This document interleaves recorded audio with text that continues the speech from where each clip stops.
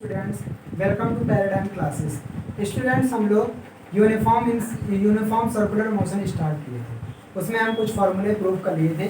आज हम देखेंगे relation between angular velocity and linear velocity. सबसे पहले है relation between linear velocity and angular velocity. चलो देखते हैं।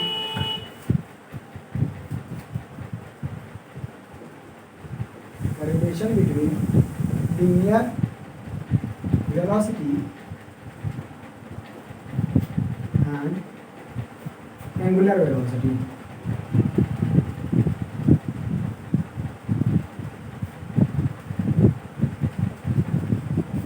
Relation between linear and angular velocity। अब देखो सर्कुलर मोशन कर रहा है तो इस तरह से मैं सर्किल बना दिया। ये एक सर्किल है, ठीक से बना नहीं है।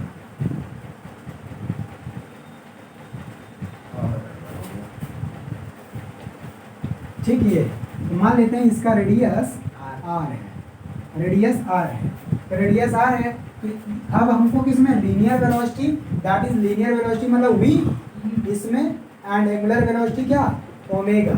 इसके बीच में रिलेशन निकालना है, linear velocity and angular velocity. अच्छा, लीनियर वेलोसिटी क्या होता है? तो सबसे पहले लीनियर डिस्प्लेसमेंट देख लेते हैं। मान लेते हैं कोई पॉइंट पी यहाँ पे था और यहाँ से पॉइंट क्यू पे किसी पार्टिकल को जाने में जो एंगल स्वैप किया वो डेल्टा थीटा है, और ये डेल्टा थीटा कवर करने पे इसने टाइम कितना लिया, टी, डेल्टा टी कर सकते हो, डेल्टा टी टाइम लिया।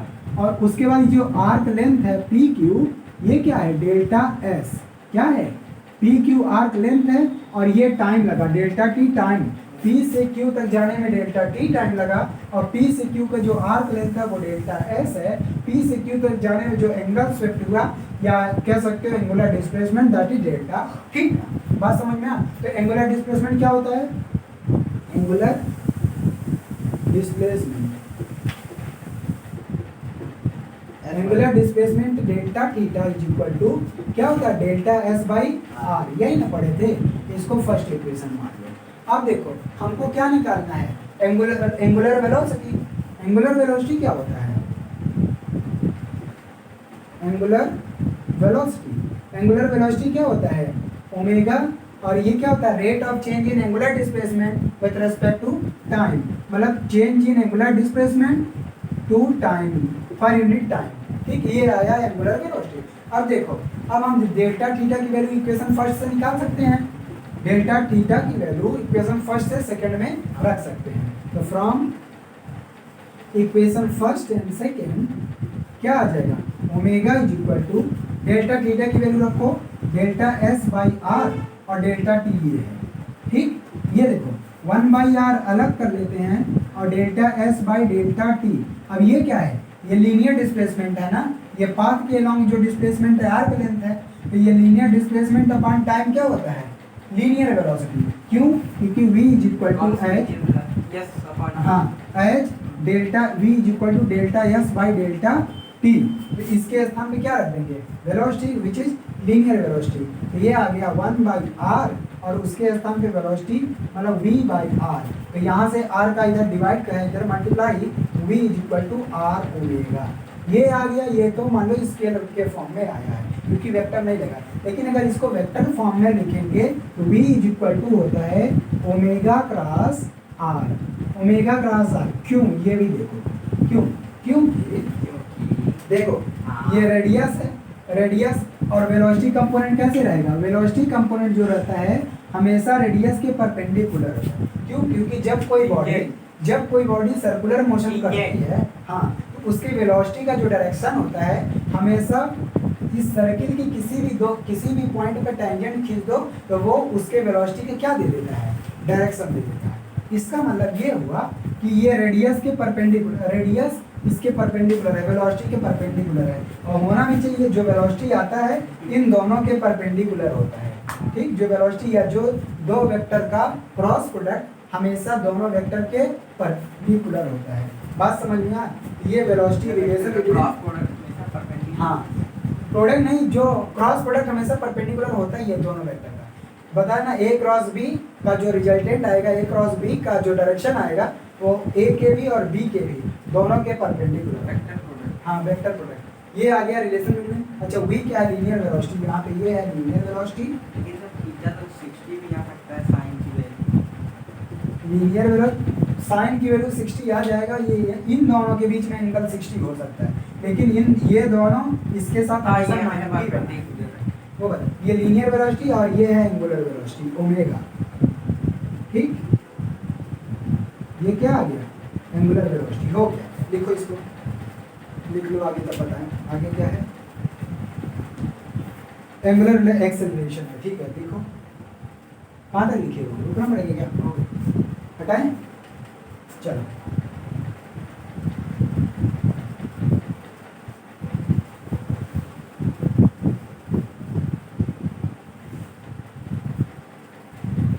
तो इसको नहीं हटाना चाहिए।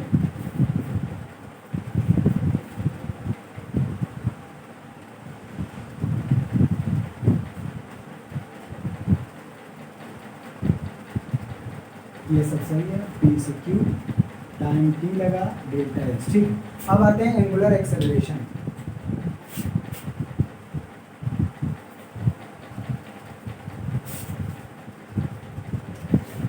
एंगुलर एक्सेलरेशन और किसके बीच में ये निकालना है, एंगुलर एक्सेलरेशन क्या होगा। हाँ नहीं अभी नहीं बताते, एंगुलर एक्सेलरेशन। अब बताओ, जैसे एंगुलर वेलोसिटी था, एंगुलर वेलोसिटी क्या था, rate of change in angular displacement with respect to time. वैसे ही एंगुलर एक्सेलरेशन का होगा क्या करोगे, rate angular acceleration is the rate of change in angular velocity with respect to time. तो एंगुलर एक्सेलरेशन को किससे डिनोट करते हैं, ये क्या है, rate of change in angular velocity, angular velocity with respect to time, with respect to time, time के साथ जब एंगुलर वेलोसिटी चेंज होता है तो उसको एंगुलर एक्सेलरेशन, और इसको अल्फा से डिनोट करते हैं, एंगुलर एक्सेलरेशन को अल्फा से। और एंगुलर वेलोसिटी क्या होता है, ओमेगा, तो ओमेगा को चेंज करोगे delta omega upon delta T, ये आ गया, बात समझ में आया, ये आया alpha is equal to delta omega by delta T. अब देखो हमको लाना क्या, हमको इसका फार्मूला लाना है, ये तो आ गया। अब हमको इसका और रिलेशन लाना है एंगुलर एक्सेलरेशन और लीनियर एक्सेलरेशन जो कि ए होता है उनके बीच में। अब देखो क्या काम है, और डेल्टा ओमेगा क्या था, डेल्टा ओमेगा एंगुलर वेलोसिटी क्या था, एंगुलर वेलोसिटी एंगुलर डिस्प्लेसमेंट पर यूनिट टाइम, यही नहीं था, एंगुलर डिस्प्लेसमेंट पर यूनिट टाइम। अब देखो क्या काम करेंगे, अगर डेल्टा ओमेगा ऐसे कर दो डी ओमेगा, इसको D omega by D T, अगर अल्फा को ऐसे लिख सकते हैं, limit delta T tending to zero delta omega instantaneous कर सकते, ये आ जाएगा D omega by D T, D omega by D T, ठीक है। देखो तो ये आ गया। अब देखो हमको ये निकल के आ गया, अब हमको निकालना है क्या, ये तो ठीक है डेफिनेशन सही है, हमको निकालना है एंगुलर एक्सेलरेशन और linear acceleration, that is A जो होता है। और लीनियर एक्सेलरेशन क्या होता है, A is equal to rate change in velocity with respect to time, A is equal to D V by D T, ये लीनियर एक्सेलरेशन है। क्या है, लीनियर एक्सेलरेशन। अब देखो तो पहले इसका हम एसआई यूनिट लिख लें, एसआई यूनिट क्या होगा इसका बताओ, एसआई यूनिट, अरे ये एंगुलर एक्सेलरेशन का ओमेगा के क्या होता है, ओमेगा देखो ये रेडियन पर सेकंड, रेडियन पर सेकंड का फिर सेकंड, तो रेडियन पर हाँ रेडियन पर सेकंड स्क्वायर, ये आ गया इसका यूनिट। इसका डायमेंशन भी निकाल लेना, डायमेंशन पढ़ चुके हो। अब चलो इसको देखते हैं, एक्सेलरेशन क्या होता है, ए इज इक्वल टू हाँ A is equal to D V by D T, और जबकि अभी अभी हम पढ़े लीनियर वेलोसिटी और एंगुलर वेलोसिटी में एक रिलेशन है, v is equal to are omega, यही ना पढ़े, v is equal to are omega, that is linear velocity is equal to R times angular velocity. यहाँ पे रख दो v की value d by D T, यहाँ पे v के स्थान पे ये देखो v के स्थान पे आर ओमेगा रख दो। अच्छा ये बताओ इन दोनों में चेंज कौन होगा टाइम के साथ, रेडियस चेंज होगा टाइम के साथ, अगर इस सर्कुलर पाथ पे जा रहे हैं तो टाइम बढ़ेगा तो रेडियस कभी चेंज नहीं होगा, रेडियस सेम रहेगा, और चेंज होगा क्या, एंगुलर वेलोसिटी। फिर आर को कॉमन कर लो, आर को बाहर निकाल लो क्योंकि वो कांस्टेंट है, आ गया D omega by D T, और D omega by D T क्या है, D omega by D T, ये देखो D omega by D T क्या है, अल्फा। अल्फा। इसको इक्वेशन फर्स्ट मान के तो ये आ गया from equation first, from equation first A is equal to यहाँ पे आर और ये इसके बराबर D omega by D T के स्थान में क्या लिख दो, alpha. A is equal to R alpha. बात समझ में आ, देख रहे हो इन दोनों में क्या, ये देखो लीनियर वेलोसिटी में यहाँ देखो ये लीनियर है ये एंगुलर है, हाँ। मतलब लीनियर वेलोसिटी और एंगुलर वेलोसिटी में जो रिलेशन है R वही एंगुलर लीनियर एक्सेलरेशन और एंगुलर, मतलब आर का मल्टीप्लाई एंगुलर वाले में हुआ है, ठीक। अच्छा इसको भी वेक्टर फॉर्म में लिखोगे, क्या लिखोगे, R is equal to alpha cross R vector, ठीक। जैसे वहां पे ओमेगा क्रॉस आर था, यहाँ पे अल्फा क्रॉस आर वेक्टर आएगा। बात समझ में आया, ठीक है। आगे चले, अगला कौन सा क्वांटिटी, सेंटीमीटर एक्सेलरेशन निकालना है, सेंटीमीटर एक्सेलरेशन निकालना है।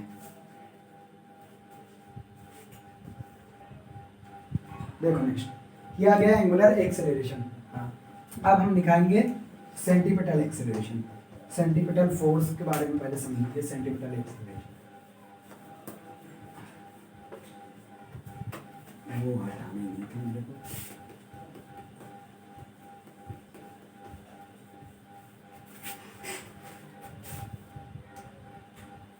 देखो सेंटीमीटर एक्सेलरेशन, हाँ हाँ बता रहे हैं सेंटीमीटर,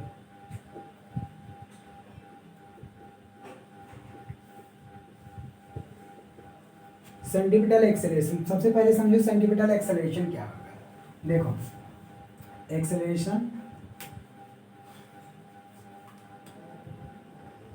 एक्सेलरेशन ये कैसा है, इट इज, ऐसे लिखो, it is an acceleration, acceleration of a particle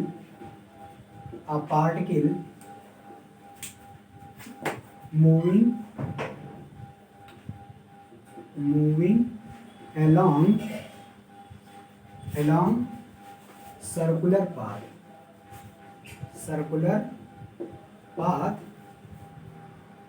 path with uniform velocity, uniform motion, या ऐसे लिख सकते हो कि acceleration acted upon a particle, ऐसे लिखो ज्यादा बेटर रहेगा, ये थोड़ा सेंटेंस वो बन जाए, लिख लिए क्या नहीं, या acceleration acted upon on a particle, मतलब किसी कोई पार्टिकल जो यूनिफॉर्म मोशन कर रहा है, यूनिफॉर्म सर्कुलर मोशन में, उस पे जो एक्सेलरेशन एक्ट हो रहा है वो, तो ये क्या होगा, it is acceleration acted upon, it is an acceleration acted upon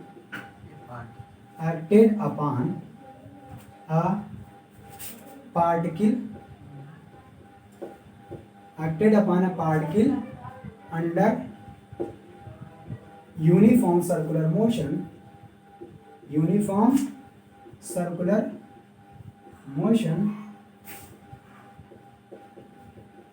towards the radius vector, अब समझिए, ठीक। मतलब कि जब कोई पार्टिकल सर्कुलर मोशन करेगा, उस पार्टिकल पे एक एक्सेलरेशन काम करेगा, किधर की तरफ, रेडियस की तरफ, अंदर की तरफ, उस एक्सेलरेशन को सेंटीमीटर एक्सेलरेशन कहते हैं। अगर सेंटीमीटर फोर्स का नाम सुने, सेंटीमीटर फोर्स क्या होता है, जब कोई बॉडी सर्कुलर मोशन करता है तो उस बॉडी पे या उस पार्टिकल पर सेंटर की तरफ एक फोर्स लगता है, उसी फोर्स को सेंटीमीटर फोर्स बोलते हैं, और इस फोर्स के कारण उस बॉडी का जो एक्सेलरेशन होता है उसी को सेंटीमीटर एक्सेलरेशन कहते हैं, ठीक। अब सेंटीमीटर एक्सेलरेशन का फार्मूला डिराइव करते हैं। देखो यहाँ पे P से Q डेल्टा थीटा उन्होंने क्या किया, एंगल शिफ्ट किया, या एंगुलर डिस्प्लेसमेंट डेल्टा थीटा है। आर्क लेंथ जो है लीनियर लेंथ, या ऐसे बोल सकते हो ये वाला लेंथ, लीनियर का मतलब ये वाला लेंथ है, ऐसे बना सकते हो ये वाला लेंथ भी, ठीक।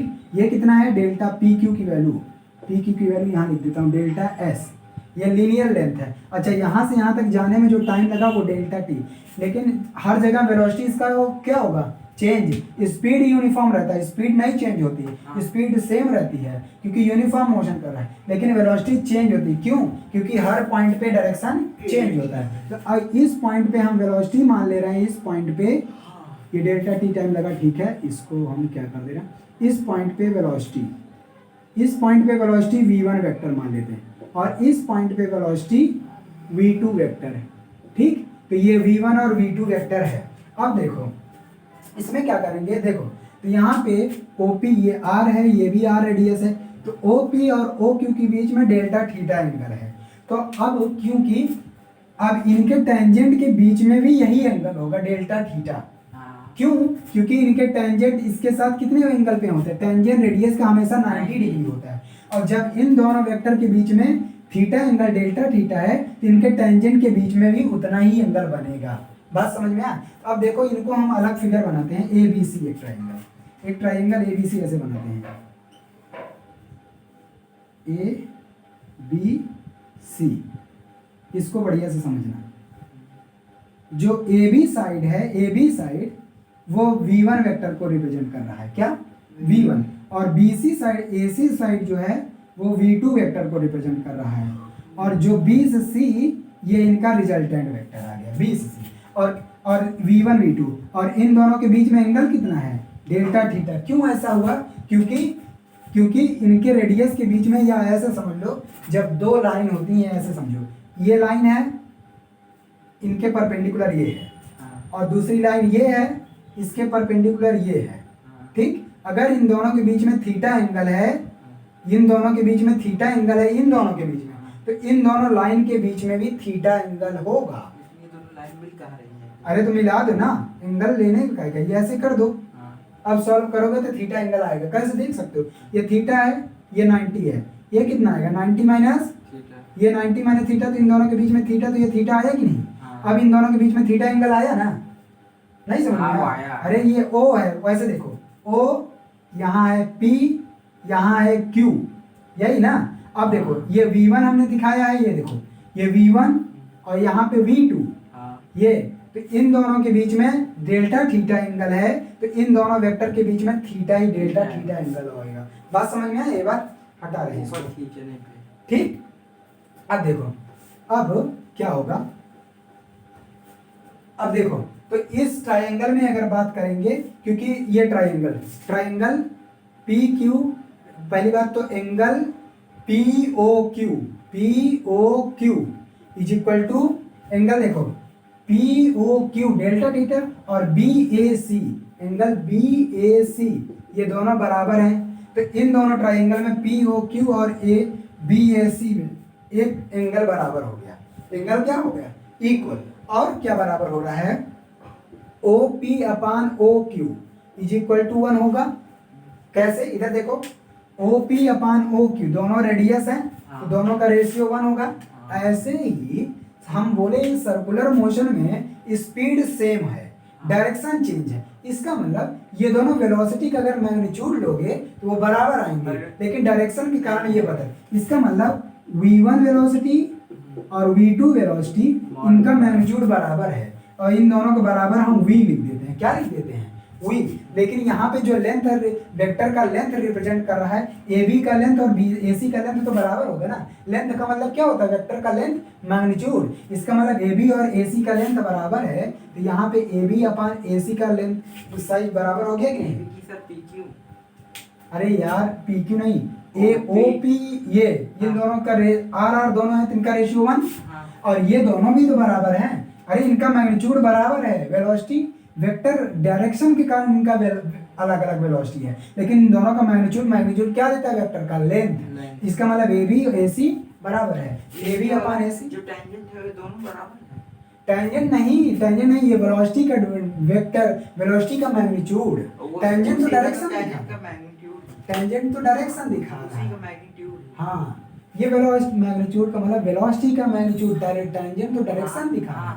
हम मैग्नीट्यूड की यहाँ बात कर रहे हैं, इसी V1 का मैग्नीट्यूड। हाँ, तो ये दोनों बराबर है, क्योंकि यूनिफॉर्म स्पीड, अभी बताया circular motion, uniform circular motion में स्पीड सेम होगा, वेलोसिटी अलग, और वेलोसिटी अलग हो रहा है कि डायरेक्शन के कारण, ना कि मैग्नीट्यूड के कारण। तो इसका मतलब इनका मैग्नीट्यूड तो, और लेंथ ऑफ वेक्टर क्या होता है, मैग्नीट्यूड ही होता है। इसका मतलब ए बी वेक्टर इसके पैरेलल ही बनाया ये गया तो है। हम और ऊपर बढ़ा भी हाँ बढ़ा सकते हैं, तो हम कह रहे हैं वो डायरेक्शन बता रहा है, लेकिन मैग्नीट्यूड तो कुछ और होगा, मैग्नीट्यूड तो कुछ फिक्स होगा। हाँ। मैग्नीट्यूड थोड़ी ना बढ़ा दोगे, मैग्नीट्यूड मतलब स्पीड, मैग्नीट्यूड बढ़ाने का मतलब स्पीड बढ़ाओगे, और स्पीड जो यहाँ बढ़ाओगे वही यहाँ पे भी बढ़ाना पड़ेगा। तो कहाँ से, तब ये सेम। इसका मतलब इन दोनों ट्राइंगल में POQ और BAC में एक एंगल बराबर और उनके करस्पॉन्डिंग साइड का रेशियो बराबर, और इस तरह के ट्राइंगल को क्या बोलते हैं कि ये दोनों ट्राइंगल कैसे हैं, triangle POQ similar to triangle, ratio बराबर है सिमिलर टू ट्राइंगल BAC। बात समझ में आ गया, ये दोनों सिमिलर हो गए। अब ये दोनों, अच्छा पहले BC निकालो, BC वेक्टर क्या आएगा, BC वेक्टर क्या आएगा, BC वेक्टर क्या आएगा, देखो BC वेक्टर आएगा V2 माइनस V1, निकाल लेना। कैसे, ट्राइंगल और वेक्टर एडिशन, कैसे देखो, V1 vector plus BC vector is equal to V2 vector. तो BC वेक्टर निकालना तो V1 उधर जाएगा, घट जाएगा, ठीक। तो ये मैं डायरेक्ट लिख दिया हूँ। अच्छा, तो ये दोनों सिमिलर हैं, सिमिलर है तो इनका और साइड का रेशियो बराबर होगा, ठीक। अब देखो, तो ये लेते हैं PQ अपान OP, और इसका साइड BC अपान AB, ठीक। BC अपान AB, तो PQ कितना है, PQ कितना है, डेल्टा एस, अभी भी बता, PQ delta S linear velocity, linear displacement delta S, और OP क्या है, रेडियस। मैग्नीट्यूड लिया जा रहा है, यहाँ लेंथ लिया जा रहा है, वेक्टर से कोई मतलब नहीं, ट्राइंगल में लेंथ होता है ना। और BC क्या है, BC इन दोनों का difference, that is difference of velocity. Difference of velocity कितना आएगा, डेल्टा V लिख सकते हैं, डेल्टा V। ये आ गया डेल्टा V अपान AB क्या है, AB इसका मैग्नीट्यूड, और इन दोनों का मैग्नीट्यूड बराबर है, जो कि मैंने V माना है, इसको V मान लो, ठीक। आगे चलते हैं, इतना लिखे, हटाना पड़ेगा। ओके, कहाँ हटाऊं, इधर हटा दूं, इसको हटा रहा हूँ, स्क्रीनशॉट ले लीजिए आप लोग, इसको हटा दे रहा हूँ। देखो अब क्या काम करेंगे, हमको रिलेशन, हमको सेंट्रीपिटल एक्सेलरेशन निकालना था, एक्सेलरेशन निकालना था। अब क्या करेंगे, delta S by R is equal to delta V by V, दोनों में टाइम t से डिवाइड कर देंगे, क्या, डेल्टा t से डिवाइड कर देंगे। ये आएगा 1 by R delta S by delta t, और ये आएगा 1 by V delta V by delta t, ठीक, delta V by delta t। अच्छा, इन दोनों में लिमिट ले लो सब में, तो आएगा limit delta t tending to 0 delta S by delta t, और यहाँ पे भी 1 by V limit delta t tending to 0 delta V by delta t। बात समझ में आया। अब देखो इधर हटा रहे हैं, ये वाला हटा रहे पोर्शन, ठीक, इधर हटा रहे हैं, हटा रहे।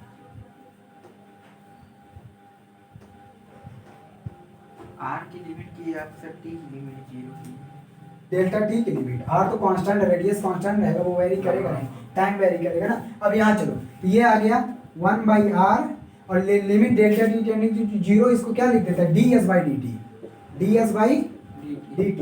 वैसे वहां पे 1 by V dv by dt, ठीक है। अब बताओ ds बाई dt क्या होगा, ds बाई dt कौन, ds बाई dt होता है सर एक्सीलरेशन वाला, वेलोसिटी होता है, चेंज इन डिस्प्लेसमेंट है ना। तो ये आ जाएगा v बाई r, ये 1 by V dv by dt, और v का इधर डिवाइड है, इधर जाएगा मल्टीप्लाई, तो ये आ जाएगा dv by dt is equal to v का इधर मल्टीप्लाई करोगे तो v स्क्वायर बाई r, और dv बाई dt क्या होता है, dv बाई dt क्या होता है, एक्सेलरेशन, और यही आ गया क्या, सेंट्रीपिटल एक्सेलरेशन। अच्छा, ये इसका डायरेक्शन कैसे पता चलेगा, ये तो फॉर्मूला निकल गया है, centripetal acceleration A is equal to v square by r। इसका डायरेक्शन कैसे पता चलेगा, आखिर इसका डायरेक्शन क्या होगा।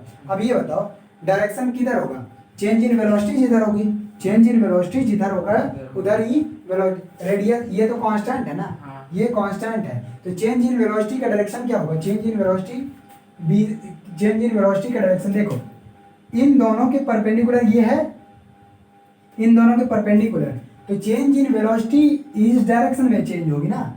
वेलोसिटी देखो कैसे, कहाँ गया, BC के लॉन्ग, अभी जो यहाँ फिगर बनाया था, ऐसे करके बनाया था ना एक फिगर, BAC, और चेंज इन वेलोसिटी किधर था, B to C की तरफ, वेलोसिटी बी टू सी की तरफ, और इन पे जो फोर्स लगेगा वो किधर की तरफ, इधर, और जिधर फोर्स लगता है उधर ही एक्सेलरेशन। सिंपल। तो एक्सेलरेशन इसका डायरेक्शन किधर होगा, along along along PO, along PO vector.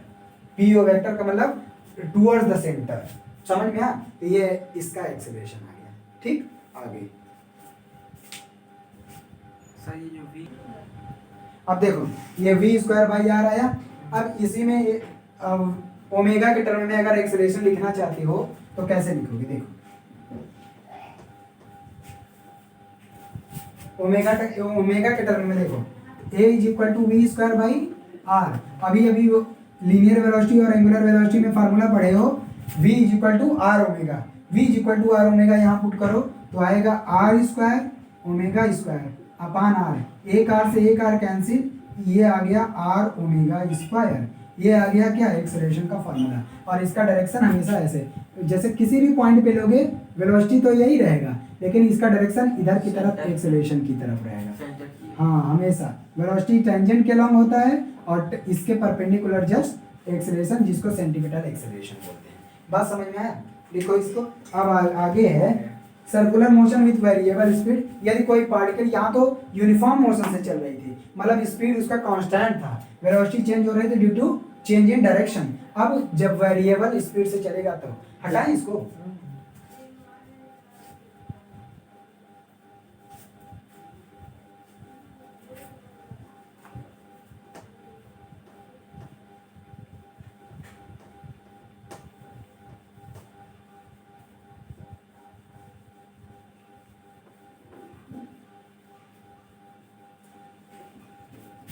Circular motion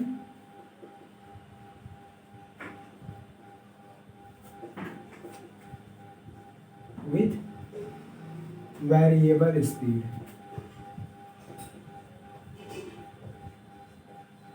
variable speed से देखो, अब वेरिएबल स्पीड से चलेगा। वेरिएबल स्पीड से कोई बॉडी चल रही है, स्पीड उसकी अलग अलग है, तो होगा क्या, क्या मान लेते हैं इसका रेडियस आर है, ये वेलोसिटी से चल रही है, वेरिएबल स्पीड है। अब सोच रहे हो वेरिएबल स्पीड से सर्किल में चलेगा, काहे नहीं चलेगा, स्लो हो जाएगा, कहीं फास्ट हो जाएगा, लेकिन उसी पाथ पे चल रहा है। असंभव की बात नहीं। हाँ, तो अब देखो क्या होगा, क्योंकि ये वेलोसिटी अब जो है स्पीड चेंज हो रही है, तो स्पीड चेंज हो रहा है, इसका मतलब कि लीनियरली का मतलब इसके टेंजेंट के अलोंग भी स्पीड चेंज हो रही है। हाँ वो तो पहले भी हो रही थी यूनिफॉर्म में, लेकिन अगर वेलोसिटी चेंज हो रही है तो लीनियरली जो वेलोसिटी चेंज होता है उसके कारण जो एक्सेलरेशन आता है टेंजेंट के लॉन्ग जो है उसको क्या बोलते हैं, A is equal to R alpha. Acceleration change in velocity, क्योंकि वेलोसिटी चेंज हो रहा है तो लीनियरली जो वेलोसिटी चेंज होने के कारण एक्सेलरेशन आता है उसको टेंजेंशियल एक्सेलरेशन बोलते हैं। क्योंकि इसकी वेलोसिटी चेंज हो रही है तो दोनों होंगे। देखो एक सर्कुलर मोशन कर रहा है, सर्कुलर मोशन, कोई भी बॉडी जब सर्कुलर मोशन करती है उसके सेंटर की तरफ फोर्स लगता है, जिसको सेंटीपिटल फोर्स बोलते हैं, और उस सेंटीपिटल फोर्स के कारण सेंटीपिटल एक्सेलरेशन आता है। इसका मतलब ये बॉडी भी सर्कुलर मोशन कर रही है तो इसका सेंटीपिटल एक्सेलरेशन होगा, मतलब एक एक्सेलरेशन तो इसके अलोंग होगा, सेंटर के अलोंग, लेकिन इसकी वेलोसिटी लीनियरली भी चेंज हो रही है। स्पीड लीनियरली टेंजेंट के अलोंग भी हाँ नहीं, एंगुलर एक्सेलरेशन यही है, उसको रेडियल एक्सेलरेशन बोलते हैं। वो तो सेंट्रीपिटल एक्सेलरेशन है। हाँ, सेंटीपिटल या रेडियल एक्सेलरेशन, रेडियस के अलोंग जो एक्सेलरेशन है उसको रेडियल एक्सेलरेशन या सेंटीपिटल एक्सेलरेशन, लेकिन इसके टेंजेंट के अलोंग में वेलोसिटी चेंज हो रहा है तो उसको टेंजेंशियल एक्सेलरेशन बोलेंगे। एंगुलर नहीं बोल सकते। नहीं, एंगुलर नहीं बोल सकते, ठीक, उसको टेंजेंशियल। इसका मतलब जो भी एक्सेलरेशन आएगा, मान लेते हैं जो भी एक्सेलरेशन आएगा इसके दो कंपोनेंट्स मिलेंगे। कितने कंपोनेंट्स, दो कंपोनेंट मिल सकते हैं। जैसे मान लेते हैं ये एक्सेलरेशन ले लिया नॉर्मल, तो इसके दो कंपोनेंट, एक इधर होगा जिसको हम क्या बोलेंगे, रेडियल कंपोनेंट, और एक जस्ट टेंजेंट के अलोंग होगा, क्योंकि टेंजेंट के अलोंग भी स्पीड चेंज हो रही है, जिसको रेडियल एक्सेलरेशन बोलेंगे। क्या, सॉरी, टेंजेंशियल एक्सेलरेशन। क्यों टेंजेंशियल, क्योंकि टेंजेंट के अलोंग भी वेलोसिटी अब चेंज हो रही है, स्पीड चेंज हो रही है। बात समझ में आ, इसलिए इस एक्सेलरेशन के दो कंपोनेंट्स होंगे और दोनों एक दूसरे के कैसे होंगे, परपेंडिकुलर, क्योंकि इसी के कम। तो यहाँ लिख लो ए टी क्या है, A T tangential acceleration, tangential acceleration. ये क्यों हुआ, due to change in velocity tangentially, क्योंकि स्पीड चेंज हो रही ना, तो ये क्या क्यों आया, due to change in velocity, direction change हो रहा है, वेलोसिटी टेंजेंशियली, टेंजेंशियली, ठीक, टेंजेंशियली चेंज हो रहा है। और ए आर क्या है, ए आर बोलो या ए सी, सेंटीपिटल बोलो, C for centripetal, R for radial, ये दोनों सेम है क्योंकि सेंटीपिटल एक्सेलरेशन रेडियस के अलॉन्ग ही लगता है। तो ये क्या है, radial, radial acceleration due to किस, सेंटीपिटल फोर्स के कारण कर सकते हो, सेंटीपिटल फोर्स। बात समझ में आया। अब देखो ए टी कैसे लोगे, ए टी में रिलेशन क्या है, लीनियर एक्सेलरेशन और एंगुलर एक्सेलरेशन में रिलेशन था A is equal to R alpha करके, लीनियर एक्सेलरेशन ही था वो, और एंगुलर एक्सेलरेशन अभी अभी रेडियल एक्सेलरेशन निकाला जो कि सेंटीपिटल एक्सेलरेशन था, अभी अभी निकाला था, A R is equal to V square by R, ठीक है। अगर एक्सेलरेशन अगर निकालना होगा ए आप निकाल सकते हो क्या, सर वो वाला जो 80 है उसकी जगह एंगुलर एक्सेलरेशन का वो निकाले थे। अरे तो ये एंगुलर एक्सेलरेशन है ना, रिलेशन फार्मूला तो यही आया था एक्सेलरेशन, ये तो लीनियर एक्सेलरेशन, हाँ ये linear tangential acceleration, linear tangential ही है, एक ही है, हाँ, लेकिन एंगुलर के जो रेडियस के अलॉन्ग वो तो v स्क्वायर, ये तो वी स्क्वायर बाई आर। अब देखो अगर निकालना होगा कि इनका मैग्नीट्यूड क्या आएगा, तो क्या होता है, एक परपेंडिकुलर के अलॉन्ग है, एक रेडियस के अलॉन्ग है, तो ये क्या होगा, ए टी का स्क्वायर प्लस ए आर का स्क्वायर, हो गया खत्म। अब क्वेश्चन है, चैप्टर फिनिश, ठीक है। अब इसमें कुछ भी नहीं बचा है, क्वेश्चन करवा दे एक दो, हाँ चलो क्वेश्चन कर लो, अच्छा क्वेश्चन है, आया हुआ क्वेश्चन, ठीक है। क्वेश्चन कर लो, ज़्यादा नहीं है, फार्मूले बेस्ड है, बस 2-3 क्वेश्चन है बस, समझे, कर लो, हटाओ, लिखिए, हटाए ऊपर से, हाँ ऊपर से करते हैं।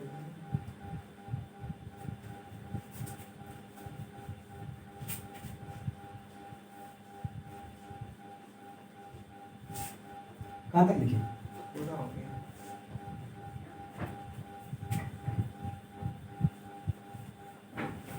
देखो क्वेश्चन क्या दिया हुआ है, क्वेश्चन 91 है सलोड़ा में, ये कह रहा है कि which is greater the angular velocity of our hand of a watch और angular velocity of earth around its own axis. मतलब कह रहे हैं कौन बड़ा है, आवर हैंड का एंगुलर वेलोसिटी या अर्थ जो अपने एक्सिस में मूव कर रही है उसका, किसका एंगुलर वेलोसिटी ज़्यादा होगा, बताओ किसका एंगुलर वेलोसिटी ज़्यादा होगा, बताओ किसमें, दोनों के केस में। घड़ी में और रुको मैं बता रहा हूँ, घड़ी में ये पूछ रहा है which is greater, which is greater, कौन बड़ा है किस में, angular velocity,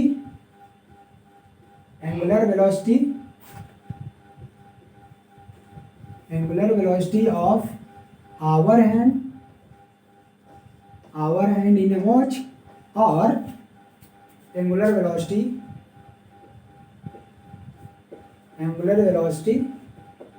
of earth around its axis।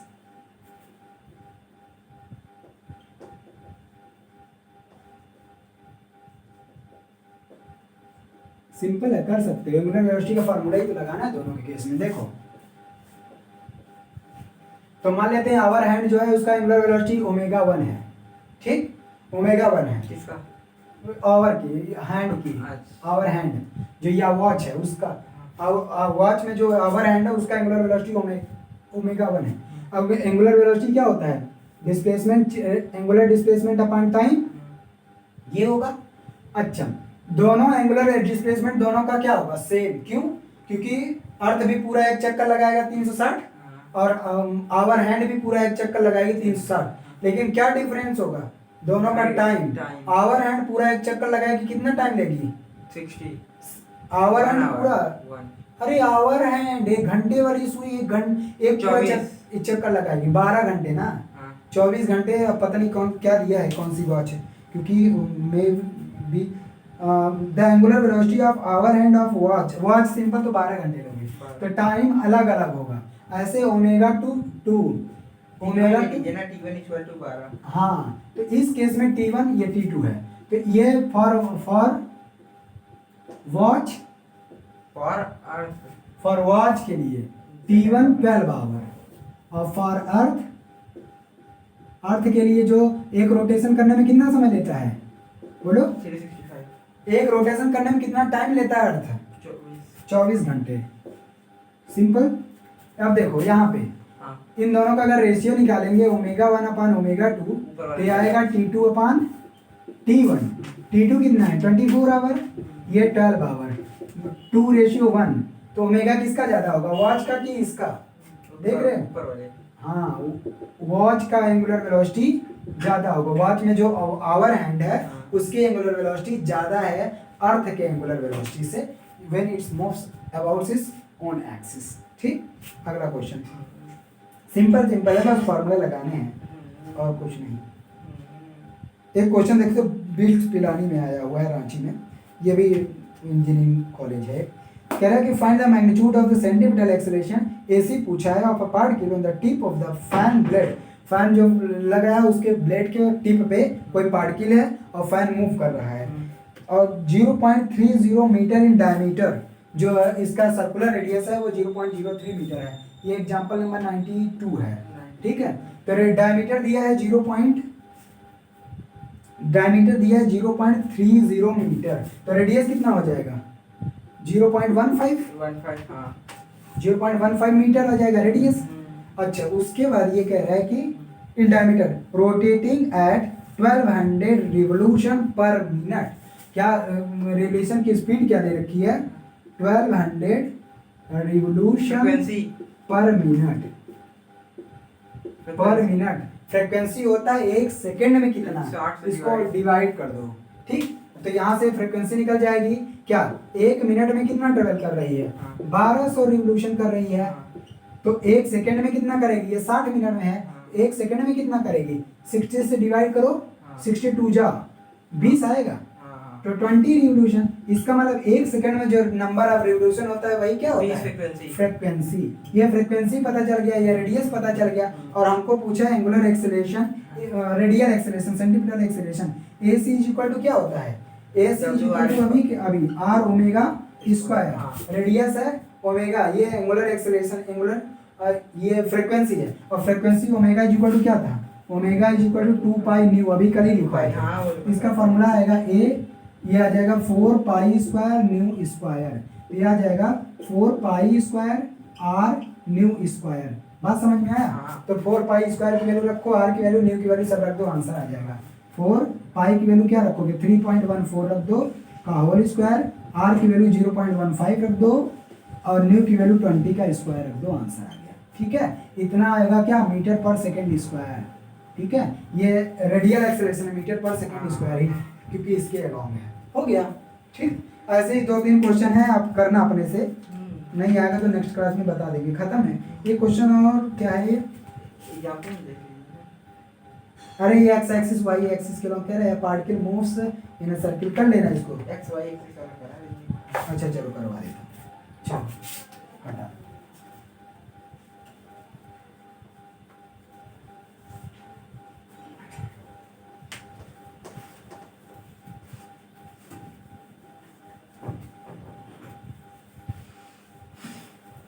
चलो क्वेश्चन नंबर है 97 इसमें, ऐसा लड़ोड़ा में 97 नंबर क्वेश्चन। क्वेश्चन क्या कह रहा है, देखो a particle moves in a circle of radius 4 centimetre. ठीक है, रेडियस कितना दिया सर्किल का 4 सेंटीमीटर, और कैसे मूव कर रही है क्लॉकवाइज। पार्टिकल कैसे मूव कर रही है, क्लॉकवाइज, ऐसे मूव कर रही है क्लॉकवाइज। और क्या दिया हुआ है इसमें 4 centimeter at a constant speed 2 meter पर सेकेंड, जो स्पीड दे रखा है इसका 2 मीटर पर सेकेंड की स्पीड से मूव कर रहा है। आगे कह रहा है कि if x cap and y cap are the unit acceleration vectors along x axis and y axis। Okay, x cap and y cap ये क्या है, are unit acceleration vector, unit acceleration vectors along x axis and y axis respectively. समझ में आया? अभी समझा रहा हूँ क्वेश्चन, पहले देख लो क्या है। x axis and y axis respectively in centimetre. अच्छा ये किसमें दिया हुआ है? सेंटीमीटर पर सेकेंड स्क्वायर में दिया। ध्यान रखना सब सेंटीमीटर में है, सब सेंटीमीटर, यहाँ मीटर पर सेकेंड में है, इसकी गलती हो सकती है, यहाँ पे मीटर पर सेकेंड है, बाकी सब सेंटीमीटर। और क्या करे? Find the acceleration of the particle at the instant half way between P and Q। अच्छा फिगर बना हुआ है, 0.25 ले लीजिए। फिगर बना हुआ है, फिगर इसमें दिया हुआ P एंड Q। 0.25 मीटर पहले लिख लीजिए, नहीं तो कंफ्यूज हो जाएगा। कहाँ पे? 4 सेंटीमीटर के। हाँ तो 4 सेंटीमीटर को मीटर में कन्वर्ट करोगे कितना आएगा? 0.25 कैसे आएगा? मीटर में कहिए, सेंटीमीटर तो सेंटीमीटर 1 सेंटीमीटर 10⁻² होता है। तो 0 पॉइंट क्या लिख बोल रहे हो तुम? ये मीटर में आ गया। अब देखो ये फिगर बना हुआ है, हाँ तो वही तो आएगा ना सर। 0.02 आएगा, अपना ही घूमे हो। y 0.04। अब देखो ये कह रहा है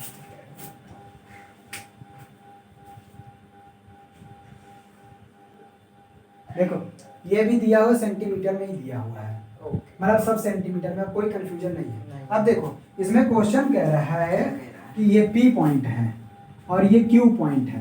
तो ये कह रहा है कि P और Q के बीच में, एकदम मिड में, P और Q के बीच में मान लेते हैं R है, तो एकदम मिड में एक्सेलरेशन क्या होगा? क्या? अब देखो तो इसका एक्सेलरेशन का डायरेक्शन किधर होगा? सेंट्रीफ्यूगल एक्सेलरेशन का डायरेक्शन किधर होगा? 0 की तरफ, रेडियस की तरफ। इसका मतलब इसका एक्सेलरेशन का डायरेक्शन ये होगा, ये मान लेना है एक्सेलरेशन।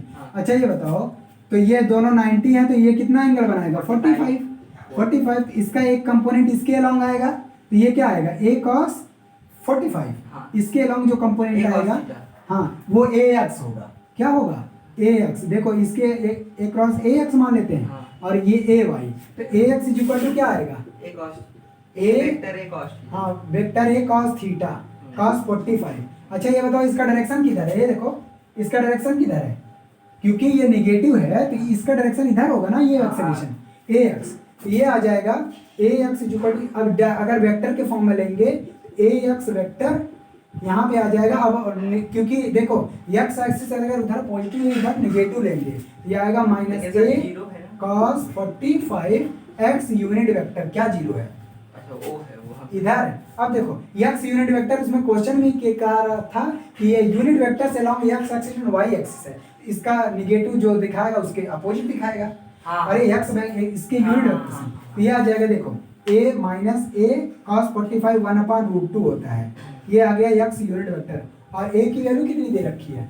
ये देखो a की वैल्यू निकाल सकते हैं। a इक्वल टू क्या आएगा? v²/r। a equal to v²/r अभी देखे थे ना। और v की वैल्यू कितना है? 2 सेंटीमीटर पर सेकंड, 2 का स्क्वायर अपॉन रेडियस कितना है? 4 सेंटीमीटर, 2 2 जा 4, 1 सेंटीमीटर पर सेकंड स्क्वायर ये आ गया। इसकी वैल्यू यहाँ पे पुट कर दो, तो ये आ गया -1/√2 x यूनिट वेक्टर ax आ गया। बात समझ में आ? ऐसे y निकालोगे ay भी नेगेटिव आएगा। क्यों? क्योंकि इसका जब इधर की तरफ लेंगे, देखो इसका ये वाला कंपोनेंट नीचे की तरफ आएगा जब वो यूनिट के कारण है। हाँ अरे इसका जब कंपोनेंट लेंगे तो नीचे की तरफ, और नीचे दिखा रहा है, पहले तो ऊपर की तरफ था, यूनिट के कारण। अरे यूनिट ऊपर दिखा रहा है लेकिन इसके कारण नीचे ये डायरेक्शन है ना। हाँ। x तो डायरेक्शन है, ये आ जाएगा ay equal to a cos नहीं अब साइन आएगा a sin 45, लेकिन इसका डायरेक्शन लिखेंगे ay इक्वल टू आ जाएगा -a sin 45, और यहाँ पे y यूनिट वेक्टर आ गया। और a की वैल्यू फिर से वही रखो, a की वैल्यू 1 sin 45 1/√2 और y यूनिट वेक्टर, ये आ जाएगा -1/√2 y यूनिट वेक्टर। बात समझ में आया? ये आ गया। इसका मतलब एक्सेलरेशन अगर लिखना चाहोगे तो आ गया axi और प्लस ay j, ये लिख सकते हो। और दोनों में क्या है? -1/√2 कॉमन, -1/√2 कॉमन कर लो, या x y क्या लगाना है, और क्या बोलते हैं x और y यूनिट लगा ही है, यहाँ पे x लगाओ ना, x यूनिट और y यूनिट, ये आ गया x unit plus Y unit vector, मतलब इसमें दे रखा था आई और जे जो unit vector along X axis और वाई एक्सिस था, यहाँ पे एक्स और वाई दे रखा था, तो इसमें कोई कंफ्यूजन नहीं है। ये आ गया आंसर, ठीक। अब कोई क्वेश्चन नहीं है। सर ये नेगेटिव इसलिए ये जो इधर की तरफ एरो है ना अंदर, हाँ हाँ, अगर ऊपर की तरफ ऊपर की तरफ कैसे, सेंटर की तरफ होता है ना।